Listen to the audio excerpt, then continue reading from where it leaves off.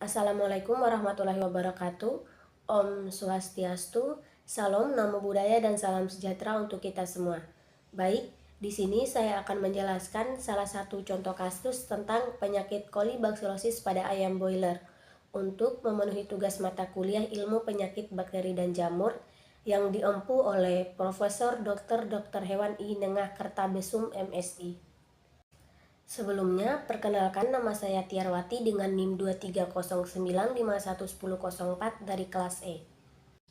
Latar masalah. Kolibakselosis adalah penyakit bakteri yang umum menyerang ayam boiler, terutama disebabkan oleh bakteri E. coli. Penyakit ini sangat penting dalam industri peternak ayam karena dapat menimbulkan angka kematian yang signifikan dan mengakibatkan penurunan performa produksi.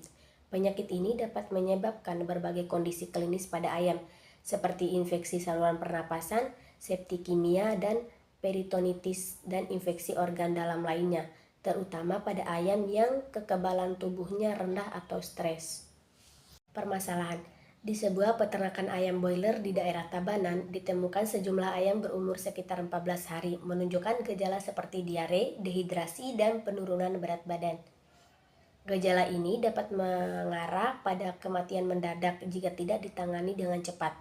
Setelah dilakukan pemeriksaan, terdeteksi bahwa beberapa ayam tersebut mengalami infeksi kolibakselosis yang disebabkan oleh bakteri E. coli, sehingga menyebabkan kerugian usaha dalam jumlah yang cukup besar.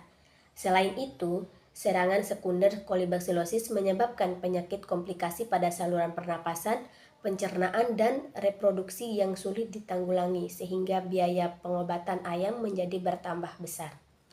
Kolibakselosis adalah salah satu penyakit yang umum bagi peternak ayam boiler karena penyebarannya yang sangat luas. Kolibakselosis adalah penyakit infeksius pada unggas yang disebabkan oleh bakteri E. coli. E. coli merupakan bakteri yang mempunyai sifat opportunitis, yaitu secara normal terdapat pada saluran pencernaan dalam jumlah yang tak terkendali, tetapi saat kondisi ayam menurun, bisa berkembang menjadi patogen. Kolibakselosis dapat terjadi pada ayam pedaging dan petelur dari semua kelompok umur, serta unggas lainnya seperti kalkun dan itik. Kolibakselosis sering terjadi pada ayam yang dipelihara di lingkungan yang kurang bersih dan sanitasinya di bawah standar atau sesudah terjadi sarang penyakit penyebab imunosupresis atau penyakit pernafasan. Berikut beberapa permasalahan yang sering dialami oleh peternak ayam boiler. Yang pertama, ada tingkat kematian tinggi. Kolibakselosis sering menyebabkan kematian pada ayam boiler, terutama pada ayam yang masih muda. Infeksi yang tidak segera ditangani dapat memperparah kondisi ayam sehingga angka kematian meningkat. Yang kedua, ada kerugian ekonomi. Penyakit ini dapat menyebabkan penurunan berat badan dan kualitas karkas pada ayam yang terinfeksi. Ayam yang terinfeksi juga memiliki daging yang tidak berkualitas dan mungkin tidak layak untuk dijual atau sehingga merugikan peternak.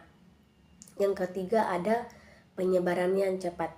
E. coli dapat menyebar dengan cepat di kandang yang dapat atau di lingkungan yang tidak higienis, terutama jika sanitasi dan manajemen kandang buruk. Kondisi lingkungan yang tidak terkontrol juga meningkatkan risiko penyebaran penyakit ke ayam yang lainnya. Yang keempat, di sini ada gejala klinis.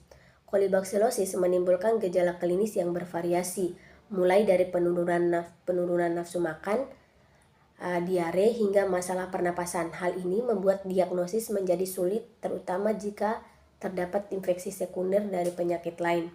Yang terakhir di sini ada pencegahan yang sulit. Meskipun ada vaksinasi, pencegahan kolibakselosis memerlukan perawatan lingkungan yang sangat ketat, termasuk sanitasi kandang, manajemen fasilitas, dan pemantauan kualitas air dan pakan. Banyak peternak yang kesulitan menjaga kebersihan dan kesehatan kandang sehingga infeksi dapat terjadi.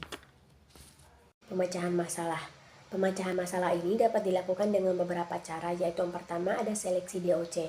Penting untuk melakukan seleksi DOC sebelum masuk kandang, terutama yang menunjukkan gejala kolibakselosis, yakni pusar basah. Karena jika diteruskan atau dipertahankan, produktivitas tidak akan optimal dan potensi menularnya ke ayam yang lain. Yang kedua yaitu meningkatkan biosecurity. Sanitasi kandang, rutin membersihkan kandang dan peralatan dengan desinfektan untuk mengurangi risiko kontaminasi.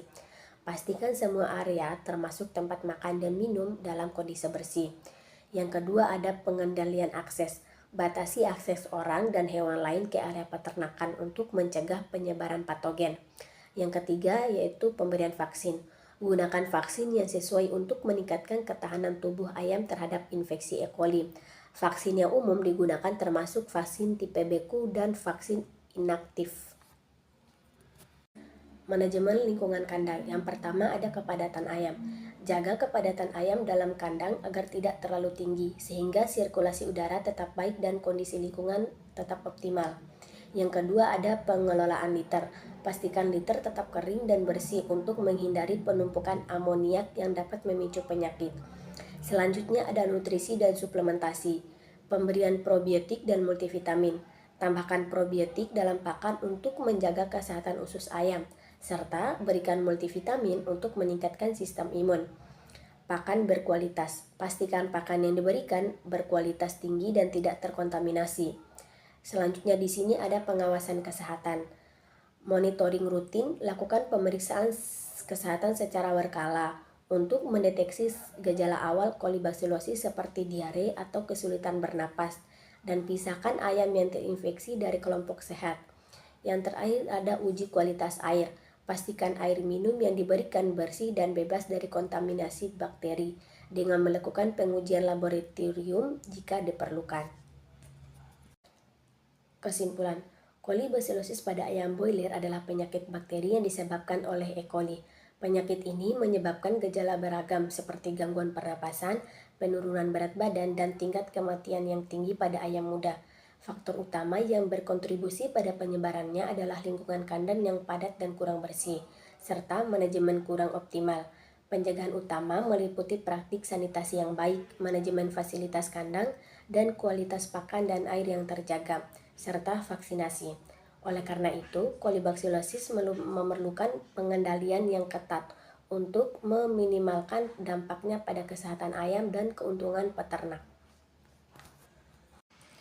Sekian yang bisa saya sampaikan. Mohon maaf jika ada salah kata maupun ucapan dari saya. Terima kasih.